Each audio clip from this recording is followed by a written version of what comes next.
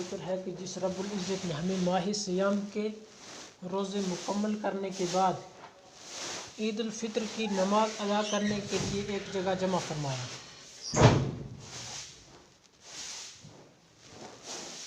یہ اللہ تعالیٰ کا احسان عظیم ہوا کہ اللہ رب العزت نے ہمیں ماہ سیام جیسی عظیم ترین دولت عطا فرمائی۔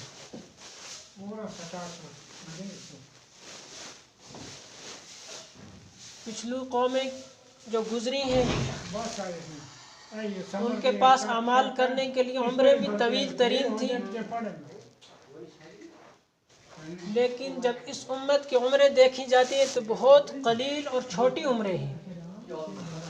تو اگر یہ امت اس پچھلی امتوں کا مقابلہ کرتی اعمال کے اعتبار سے تو یہ ان کا مقابلہ نہ کر پاتی اس 60 یا 70 سالہ زندگی کے اندر، چونکہ ان کے پاس 1000 سالہ زندگی ہوتی تھی،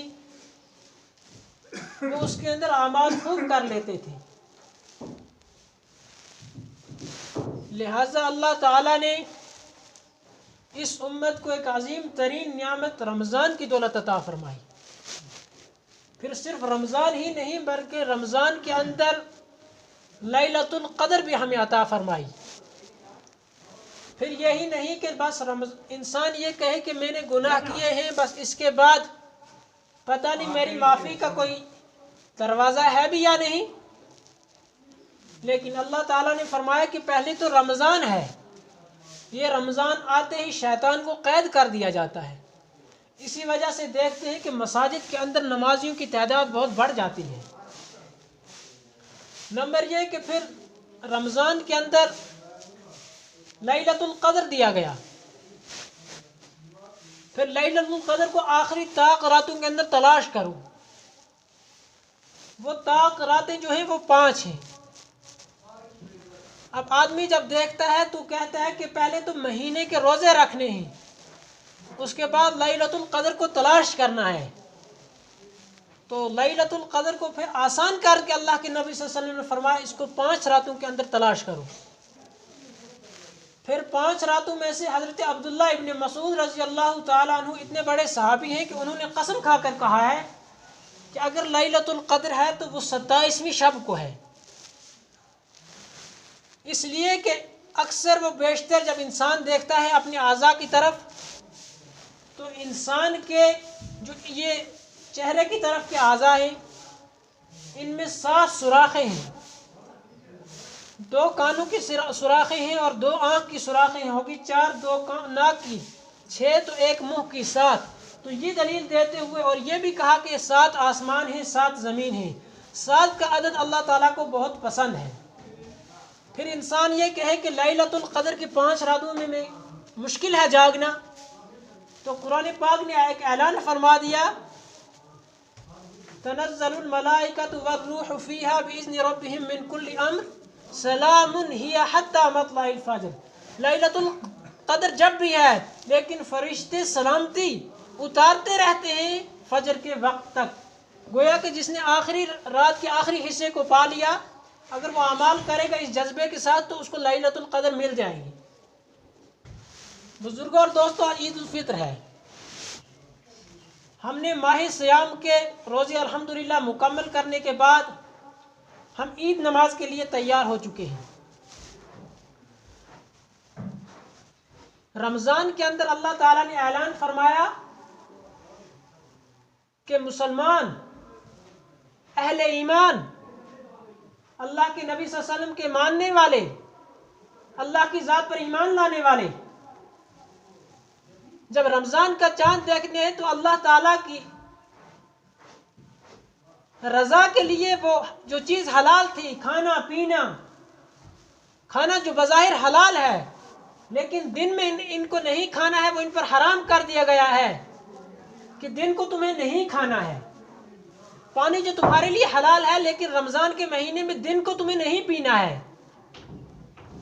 تو جیسے رمضان کے اندر ہم حلال چیزوں سے بچتے تھے تو انشاءاللہ رمضان کے بعد اب حرام چیزوں سے بچیں گے، ہم شرابیں نہیں پیئیں گے، ہم جھوٹ نہیں بولیں گے، ہم غیبت نہیں کریں گے۔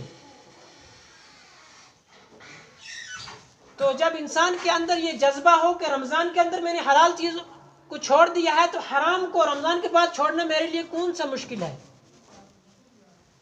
آج ہم صبح کو اٹھے, ہم نے نہایا, نہانے کے بعد ہم نے نئے کپڑے پہنے, نئے کپڑے پہننے کے بعد ہم نے عطر لگایا, عطر لگانے کے بعد ہم نماز کے لیے مسجد کے اندر جمع ہوئے ہیں.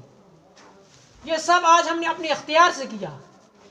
لیکن ایک طرف عید الفطر ہمیں رمضان کی خوشی تو یاد دلاتی ہے کہ الحمدللہ رمضان کے روزے ہم نے مکمل کر لیے, لیکن دوسری طرف اگر انسان گہری نظر سے دیکھے تو یہی رمضان المبارک, یہی عید کا دن ہمیں اپنی قبر کو بھی یاد دلانے کے لیے ایک عظیم ترین سرمایہ ہے. بظاہر انسان اپنی آنکھوں کو کھول کر اس کی طرف غور و خوض کرے. آج ہم اٹھے, لیکن ایک دن ہوگا ہماری بستر کے اوپر جان نکل جائے گی, ہمیں لوگ اٹھانے والے ہوں گے. آج ہم نے نہایا, لیکن ایک دن ایسا ہے کہ دنیا کی ہر چیز کے اندر اختلاف تو ہو سکتا ہے, لیکن شاید دنیا کے اندر نہ کوئی قوم, نہ کوئی مذہب, اور نہ کوئی فرد, اور نہ کوئی سائنٹسٹ, اور نہ کوئی عقل مند اور دانشور انسان اس چیز کا انکار کر سکا کہ موت نہیں آئے گی. موت کا اقرار جو آدمی دنیا کے اندر آیا اس نے لازماً موت کا اقرار کیا. تو ہم آج صبح نہائے, ہم نے اپنے اختیار سے نہایا, لیکن ایک دن آنے والا ہے جب ہم خود نہانے والے نہیں ہوں گے بلکہ لوگ ہمیں نہلائیں گے. آج صبح ہم اٹھے, نہانے کے بعد ہم نے اپنے کپڑے پہنے, لیکن ایک دن ایسا آئے گا کہ ہم کپڑے نہیں پہنیں گے بلکہ لوگ ہمیں کفن پہنانے والے ہوں گے. آج صبح کو ہم اٹھے, یہ سب کام کرنے کے بعد ہمیں عطر لگایا, لیکن ایک دن ہوگا لوگ ہمیں عطر لگائیں گے. آج ہم اپنے اختیار سے مسجد کے اندر چل کر آئے, لیکن ایک دن آئے گا لوگ ہمیں اٹھا کر جنازگاہ کے اندر لائیں گے. آج ہم نماز پڑھنے کے لیے آئے ہیں, ایک دن آئے گا جب لوگ ہم پر نمازیں پڑھیں گے. تو یہ انسان کو آخرت کا دن بھی یاد دلاتا ہے, لیکن بظاہر انسان غور و خوض نہیں کرتا. اللہ کے نبی صلی اللہ علیہ وسلم کے حالات زندگی کے اندر آتا ہے, چونکہ آپ صلی اللہ علیہ وسلم مکہ مکرمہ کے اندر تھے, تو مکہ مکرمہ کے اندر تو عام نمازیں پڑھنے کی اجازت نہیں دی تھی. تو اذن عام جمعہ کی نماز اور عید کی نماز, تو اس کے لیے تو کہاں اجازت ملتی.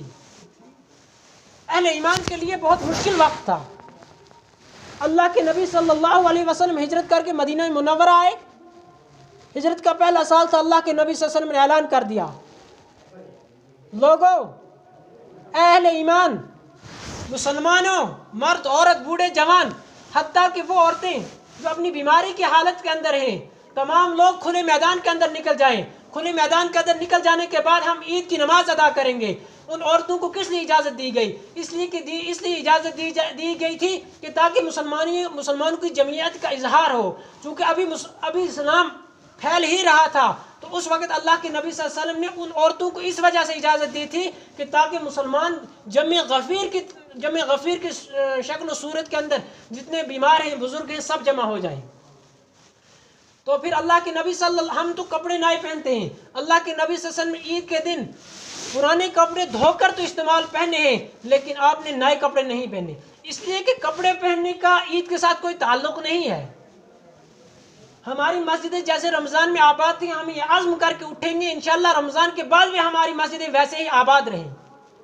اس لیے کہ جب کسی جگہ کے مسلمان نماز پڑھ سکتے ہوں پھر نماز نہ پڑھیں, زکوٰۃ دے سکتے ہوں پھر بھی زکوٰۃ نہ دیں, حرام کاموں سے بچ سکتے ہوں پھر بھی حرام کام کرتے رہیں, روزے رکھ سکتے ہوں پھر بھی روزے نہ رکھیں, تو اللہ تعالیٰ کی طرف سے ایسے فیصلے ہوتے ہیں کہ اب یہ ایمان والے چاہتے بھی ہیں روزہ رکھنے, چاہتے بھی ہیں نماز پڑھنے, لیکن اب اللہ تعالیٰ ان پر ایسے لوگوں کو مسلط کر دیتے ہیں کہ یہ چاہتے ہیں نماز پڑھنے مگر ان کو اجازت نہیں ہوتی. آج کتنے لوگ چاہ رہے ہیں کہ ہم عید کی نماز پڑھنے کے لیے مسجد میں جاتے, لیکن حالات اجازت نہیں دے رہے, اس لیے کہ جب وقت تھا تم نے نمازیں نہیں پڑھی, جب وقت تھا تم نے اس وقت عید کے دن باہر پٹاخے پھٹائے, جب عید کے دن تمہیں نماز پڑھنے کے لیے آتا تھا تم گاڑیوں میں گھوم رہے تھے, لیکن اب تم چاہتے ہو کہ ہم مسجد کے اندر جائیں. اب اللہ تعالیٰ فرماتے اب مجھے تمہاری نمازوں کی ضرورت نہیں ہے. تو اہل ایمان, ہم ایمان کی قدر کریں. ہم عید کے دن ہمارے ہاں یہ ماحول ہوتا ہے کہ لوگ آتے ہیں اور وہ استعفیٰ دے کر چلے جاتے ہیں کہ رمضان گزر گیا, لہٰذا اگلے سال جب رمضان کا چاند نظر آئے گا پھر ہم مسجد کو السلام علیکم کہیں گے. ایسا ہرگز نہیں ہونا چاہیے. مسجدیں جیسے پہلے آباد تھی ویسے بعد میں بھی آباد ہونی چاہیے. ایمان بہت قیمتی چیز ہے لیکن بہت نازک بھی ہے. قیمتی ایسے ہے کہ انسان کپڑے تو بازار سے خرید سکتا ہے، کھانے پینے کی اشیاء تو بازار سے خرید سکتا ہے، لیکن آپ نے کبھی یہ نہیں سنا ہوگا کہ بازار کے اندر کسی جگہ ایمان کسی دکان پر بیچا جا رہا ہے۔ تو نازک اس اعتبار سے ہے کہ لا الہ الا اللہ محمد الرسول اللہ صلی اللہ علیہ وسلم کے پڑھ لینے کے بعد اگر کسی آدمی نے یہ کہا کہ میں ایمان تو میں نے لایا ہے لیکن مجھے شک لگتا ہے کہ پتہ نہیں اللہ تعالیٰ ہیں بھی یا نہیں، بظاہر یہ بات بہت معمولی ہے لیکن اس آدمی کا ایمان ختم ہو چکا ہے۔ تو اپنے ایمان کی قدر کریں۔ میں اور آپ کس کھیت کی مولی ہیں؟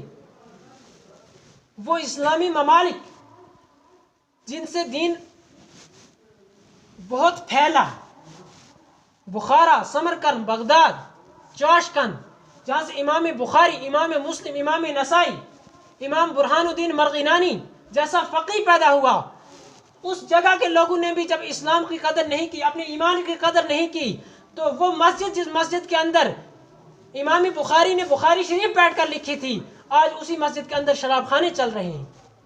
وہ مسجد جس مسجد کے اندر علامہ برہان الدین مرغینانی اس فقیہ نے ہدایہ نامی کتاب جو فقہ حنفی کی عظیم ترین کتاب ہے، اس کے اندر آج شراب خانے کھولے گئے ہیں۔ جب ایمان کی قدر کوئی نہیں کرتا ہے تو اللہ تعالیٰ کی طرف سے عذاب آتے ہیں، اور عذاب اس صورت میں ہوتے ہیں وہ مجھے اور آپ کو مشورہ کر کے نہیں مسلط کر دیے جاتے، وہ عذاب کسی شکل میں بھی ہو سکتے ہیں۔ پھر ایمان کی قدر بہت زیادہ کرنی چاہیے۔ ایمان چونکہ ایسی چیز ہے جو کسی جگہ نہیں ملتی ہے، تو ایمان کی قدر کریں اور یہ جذبہ لے کر اٹھیں کہ انشاءاللہ عید کے بعد بھی ہم اپنی مسجدوں کو آباد رکھیں گے۔ ہماری آنے والی نسل ایسی ہے کہ ایک لڑکے سے پوچھا گیا کہ آپ کس دین سے تعلق رکھتے ہو؟ اس نے کہا میں مسلمان ہوں۔ کہا ذرا پہلا کلمہ سناؤ۔ کہا ڈیڈی جان سے پوچھ لیجئے، مجھے اس کلمے کا پتہ نہیں ہے، البتہ اس نے اتنا کہا ہے کہ تم مسلمان ہو۔ جب ایسی حالات ہوگی کہ ہمارے بچوں کی جو آنے والی نسل ہے، جو ہماری نوجوان نسل ہے، اس کو کلمے تک یاد نہ ہو اور ہم اپنے دل کے اندر خیال لیے بیٹھے ہیں کہ ایسے مسلمان، سب تشریف لے آئیں گے انشاءاللہ۔